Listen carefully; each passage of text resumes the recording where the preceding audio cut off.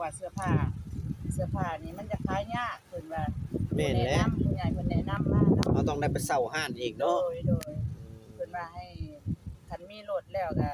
ให้เล่นขายพวกกับข้าวขนมเป็นกับข้าวอีหยังสิ ทั่วๆไปเนาะ โดย ขายคือรถตลาดน้อยเด้ โดยเพิ่นให้เฮ็ดจังซั่นก่อนพวกผู้ใหญ่เพิ่นว่า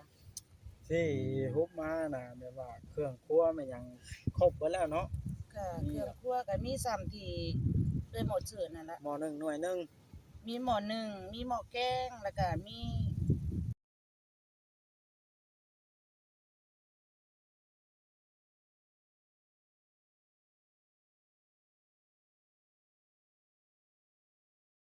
ถ้วยมีบ่วงที่เอื้อยซื้อไว้แล้วก็ถังน้ำแล้วก็ถังน้ำมาใส่น้ำใส่แล้วก็ถังน้ำกินเนาะแล้วก็สิมีข้าว2ซอบที่เอื้อยหมดซื้อไว้เนาะ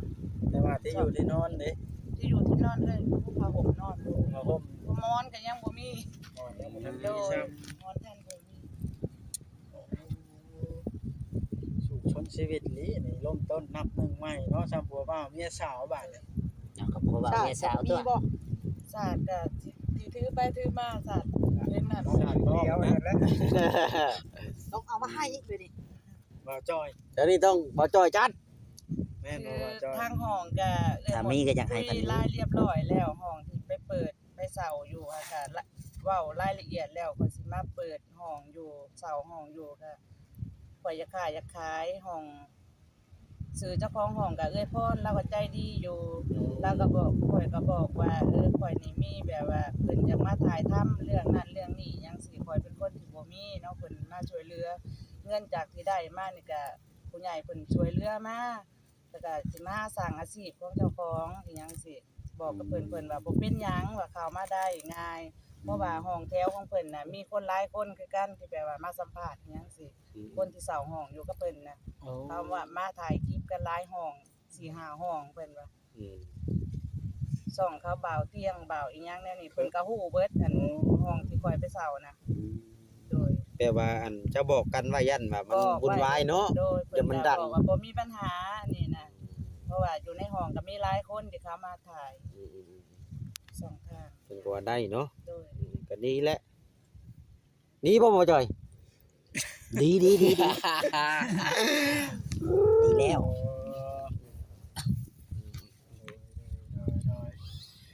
ก็คือมาเอิ้นนี่ย้ายมาเลยเนาะ โดย แบบว่านัดกันประมาณจัก2โมงบ่ โดยตามที่เพิ่นเฮ็ดรถแล้วนะ อ๋อแบบว่า พร้อมแล้วรถก็พร้อมมา เอาสลิงแกมาเลย ก็ บ่แล้วค่อยนี่แหละสิไปแก้ให้ มันจะเล่นก็คือสิหลาย แม่น เข้าก็2ซอ สาร บ 2ซอบ 100โลแล้วเนาะ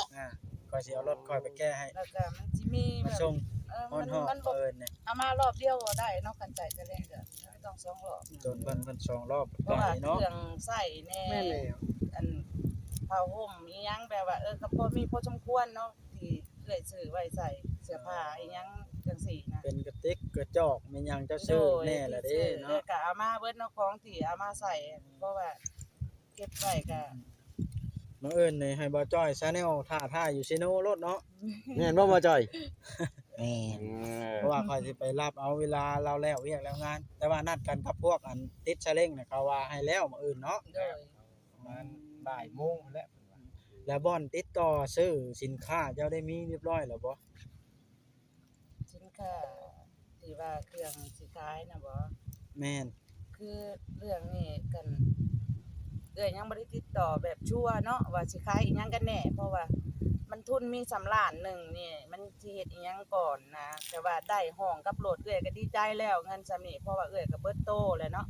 ที่เพิ่นช่วยเหลือมาก็เบิดซำนี้ก็มันได้ซำนี้อาชีพ เอาก็เอาสำนี้ไปก่อนเนาะ โดยก็คือมีห้องอยู่แล้วก็ได้รถแล้วก็ดีใจหลาย แต่สิคิดเบิ่งก่อนแต่ยืมเงินกับเอื้อยแบบขอยืมกับเอื้อยของเอื้อยหมดนี่ละ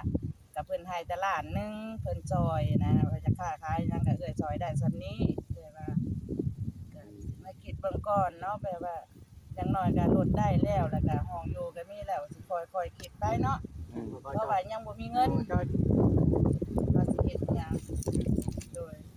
แต่ออกมาจากนั้นก็เอื้อยก็สบายใจแล้วมีแบบว่าส่วนตัวแล้วสิเฮ็ดหยังก็ แต่ว่าออกจากหันล่ะเจ้าสบายใจแล้วมันแบบว่าเฮ็ดอีหยังมันก็ง่ายขึ้นเนาะ โดย มันบ่ลำบากใจไปจังซั่นครับที่อยู่ได้ครับใจอยู่ยากคือเพิ่นว่าหั่นติ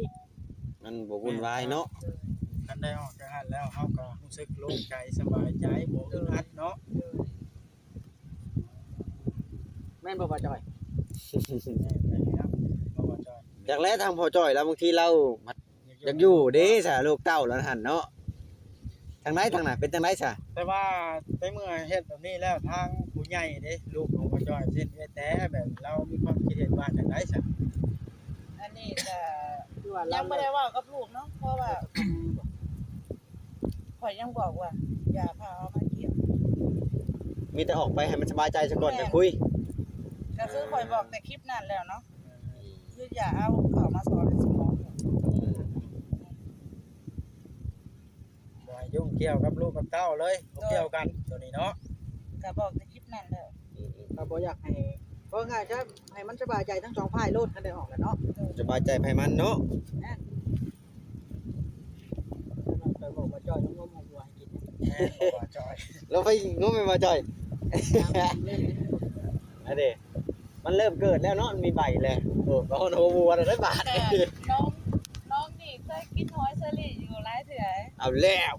คือมึงงมฮอนเชอรี่นี่ ก็ได้ตัดสินใจแล้วต้องลุยได้บาดนี่เนาะ เลย เพราะว่ากลับคืนบ่ได้ได้ไปเฮ็ดหยังก็ได้บ่ต้องถอยต้องเดินหน้าอย่างเดียว คันได้อยู่แล้วก็สิซอกหาเวียกไปว่าหาเวียกให้พ่อจอยเฮ็ดเป็นรปภหรืออีหยังแถวตลาดอาจสิมีก็ได้ แต่ว่าค่อยๆเป็นค่อยไปเนาะ ใช้ความมุ่งมั่นอยู่บนเก่าได้เนาะ ก็สบายใจดีเรื่อยนะสำหรับสำเนียง เพราะว่าทางเราก็ได้เคยฮู้จักกับคนในตลาดเนาะเราก็จะคุยง่ายบัดนี้ คุณเคยคนอยู่ในตลาดแบบว่า จากคนหลาย พอดีเขามาอุดหนุนซอยเห็นเราขายบาทนี่ แต่การค้าการขายนี่ก็เรื่อยก็ขอคิดเบิ่งก่อนว่าสิเงินทุนนี่มันสิพอเฮ็ดหยังสิ่งที่เอื้อยให้เงินมา1ล้านนี่จ้ะ มันสิได้ฮอดใจเนาะ แม่นมันสิเฮ็ดอีหยังก่อนจังซี่ก็ต้องคิดแบบว่า เรามาจอย ยังให้คำตอบบ่ได้เนาะแต่ใจตั้งไว้ว่าอยากขายเสื้อผ้าแต่ผู้ใหญ่เพิ่นมันว่าขายมันเสื้อผ้ามันบ่ค่อยชั่วเนาะอย่า ใช้งบหลาย แม่นใส่งบหลายแล้วก็ยันเข้าขายมันบ่พอได้อีหยัง แม่ สิคันขายของกินมันสิออกง่ายเพิ่นแนะนำน่ะนะผู้ใหญ่เพิ่นน่ะของกินมันออกง่าย เพราะว่ามันเป็นของกินเนาะ กินทุกมื้อ เฮาหลขาย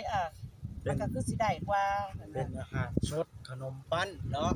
พริกหมดตัว ขายเบิดสมพัก แต่มันก็สิยากอยากได้ตู้เย็นจักเครื่องนึงกันว่าขายของกินเนาะ โอ้ บ่ให้มันบูดเนาะ แม่น โอ้มันต้องได้ มันต้องเน้นกับว่าคันได้ตู้เย็นนี่ก็สิขายกับข้าวนี่ล่ะตามที่ผู้ใหญ่เพิ่นแนะนำมันหลายคนเนาะ การขายกับข้าวต้องได้ตู้เย็นแล้ว โดย เนาะมาแช่ไว้เอาก็เอาลิ้นเอาหยังมันออกแดกเข้าไว้เนาะ เห็นมาเฮาหลอกขายเนาะหลอกขายแบบก็คือสิดีคือเพิ่นว่าแนะนำอยู่ เราบ่ได้เช่าที่เขา แม่นเฮาหลอกขาย น้องก็เศร้าห้องซื่อๆเนาะ แน่นถ้าว่าเฮาไปขายในตลาดเช่าที่เดือนละเท่าไหร่บาทนี่ 700ล้าน เป็นตื้อ เนาะเด้ปีหนึงเงิน จะเอาเป็นปีบ่เนาะหรือเอาเป็นเดือนเด้น่าจะเป็นปี ปีกันเช่าตลาดแพงอยู่สมควรอยู่บ่เช่าบ่ได้เนาะครับเราบ่มีทุนรองรับไว้ ต้องหาเลาะขายไปนี่แล้วเนาะ แม่น เอาสำงบเอาเกินงบบ่ได้เด้เนาะ แน่ๆเพราะว่ามันเช่าบ่ได้เด้เนาะ กันว่ามีน้องปูน้องปลาก็หาปูหาปลาขึ้นไปขายเนาะแล้วงมหอยเชอรี่นี่ขึ้นไปขาย ขายก็ได้เด้อนะ อ่า ได้เบิดนะคัน แต่ เอา ว่าเป็นน้องเขาก็บ่กล้า ตอนนั้นเขามาอีกเนาะว่าเต้า ให้งานเขา งานงอก ต้องให้บ่จ้อยไปถ่ายเอาเอาหยอกกันพี่น้องเอ้ย เราอยากเอาหูกันเอาว่าอยากเอาดูคน แม่นแล้วเนาะบ่จ้อย